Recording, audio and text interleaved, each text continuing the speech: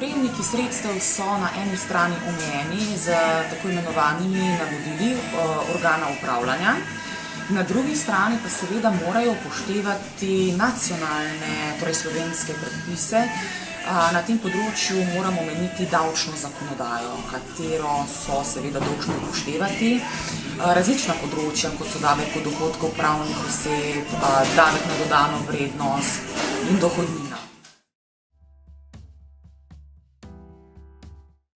Pomoči, ki jo prejmejo podjetja, je zelo pomembno pravilno evidentirati. Namreč od tega je odvisno pravilno prikazanje le-teh v računovodskih poročilih. Naslednje zelo pomembno pravilo pri prepoznavanju teh prihodkov, stroškov je vzporedanje le-teh. Torej, da prihodki in stroški nastajajo hkrati.